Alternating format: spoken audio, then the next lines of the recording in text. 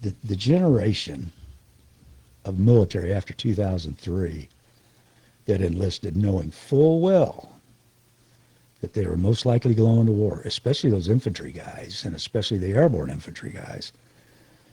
They knew they were going to war, most likely. And some of them had multiple deployments. I know a kid here locally, Chris, grew up with my son. He's a 100% disabled veteran. It breaks my heart.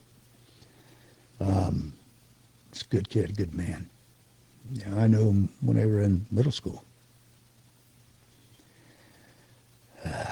So there was no draft. They didn't have to go to war. You know, they were going to be drafted. When I enlisted on December 1st, 1976, I raised my hand, took my oath for the first time.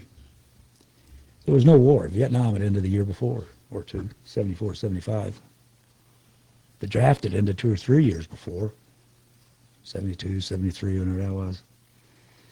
So there was no war when I enlisted. I just needed a job with benefits real quick because of some personal decisions I made. And I was 18, and it was after I went in the military when my patriotism started to grow. I became military law enforcement. I started learning about the Constitution because as a cop, I learned about the Fifth Amendment, the Fourth Amendment, the Sixth Amendment, things like this, and it started generating my interest in the Constitution.